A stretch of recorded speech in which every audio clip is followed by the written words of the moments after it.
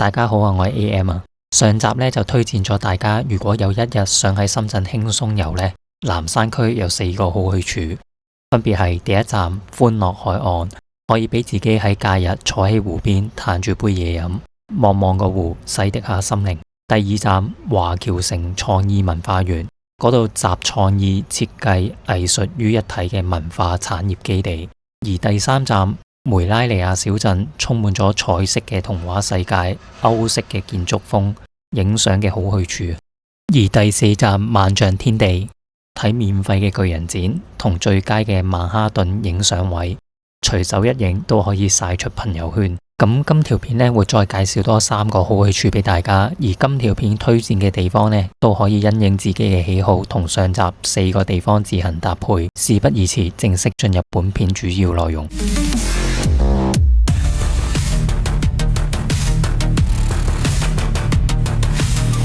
同上次一樣，我都係經福田口岸過關到內地嘅，咁就要搭地鐵4號線轉乘1號線，再轉乘多次12號線去今日第一個目的地南頭古城。按指示牌顯示呢，要去南頭古城呢，由 C 出口出地面。話咁快呢，就到咗 C 出口地面位置啦，咁就要沿住呢個方向行，慢慢咁行呢，大概行2至3分鐘呢，就會見到入口位置噶啦。南頭古城入口位置呢，就喺呢度行入去。咁我當日呢，就屎忽痕啦，就走咗去附近行下，順便揾個早餐食。因為我自己呢，就超中意食廣式嘅腸粉嘅，最後我就決定咗食呢間嘅腸粉。成個環境呢，都夠晒地道啊！當日我就點咗個蛋肉腸啦，咁就係7蚊人仔嘅。我細個食開呢，就冇咁多花神嘢嘅，蛋肉腸呢，就真係得雞蛋、瘦肉、腸粉加豉油。呢一間呢，裏邊仲加咗啲生菜，不過整體味道呢，都真係唔錯嘅。有興趣同我一樣屎忽痕呢，都可以過嚟試下。不過我去到嗰陣時呢，都10點半左右，我見佢都開始收攤，要自己預翻啲時間。咁就沿路行返去啱啱入口位置啦，正式開始今日第一個目的地行程南頭古城。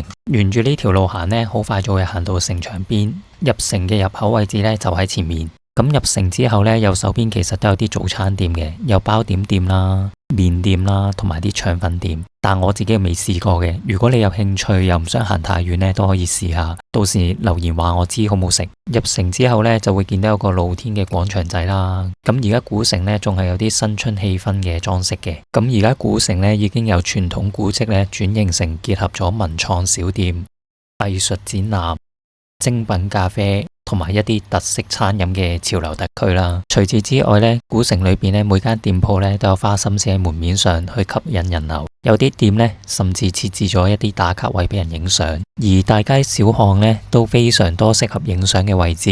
女士們嚟到呢，真係可以影到一大輯相。到咗午餐時間呢，我就去咗啱啱入城嘅左手邊啦，裏邊一間小店食無數深圳拼搏者嘅靈魂快餐龍江豬腳飯。肥而不膩嘅老豬腳配上酸菜同米飯，真係一絕。咁我就叫咗個套餐25蚊人仔嘅，但佢其實可以單叫13蚊、16蚊或者21蚊人仔嘅餸量啦。佢呢度好就好在有得免費自己添飯添湯，當然啦，啲湯就冇咁多料啦，但管飽。食完呢個性價比咁高嘅靈魂快餐之後呢，就正式完咗今日南頭古城嘅行程。而家準備出發去今日第2個目的地深圳灣公園。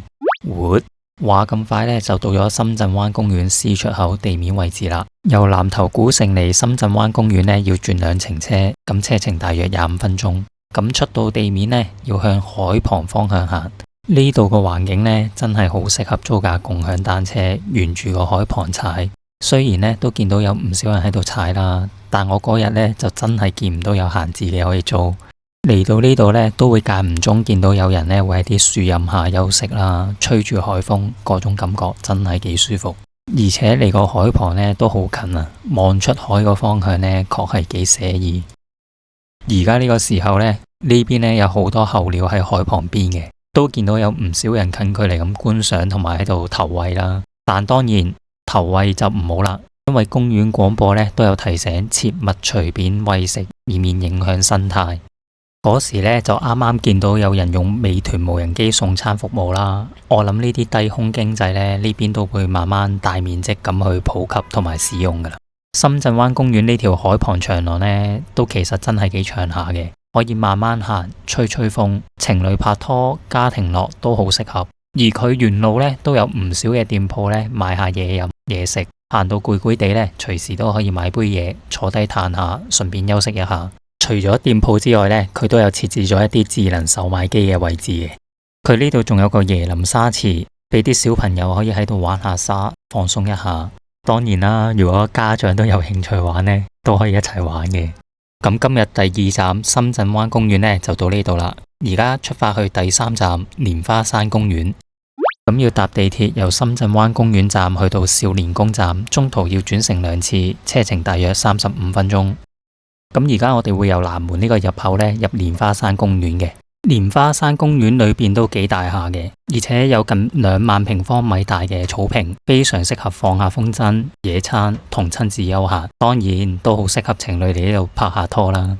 行下呢，就發現前面有個位置呢，就好多人聚集，咁我就行過去八卦一下啦。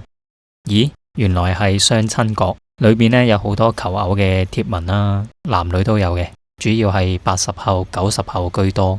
我都好好奇咁去八咗下，而家90後或者佢家長對子女另一半有咩要求呢？咁大部分呢都係要求另一半呢係打算喺深圳發展嘅，有啲呢更加要求另一半呢係有房無貸。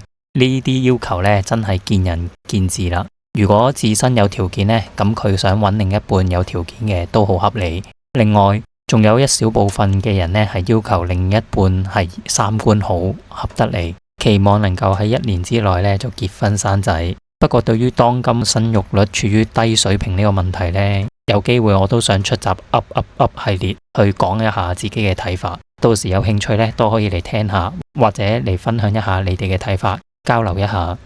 蓮花山公園呢度呢，其實都幾大下嘅，可以因應翻自己嘅時間安排啦，喺裏邊去逛一逛。咁晚餐方面呢，大家可以選擇搭地鐵到會展中心站嗰頭啲商場，按翻自己嘅口味喺裏邊揾間嘢食，或者搭到福民站喺水圍嗰頭都有好多嘢食嘅選擇。咁有機會呢，我都會拍下片介紹下嘅。咁今條片就到呢度啦。如果覺得今條片唔錯，記得 CLSS、comment、like、share、subscribe， 最後記得撳埋個鐘仔，下次一有新片就會第一時間通知你。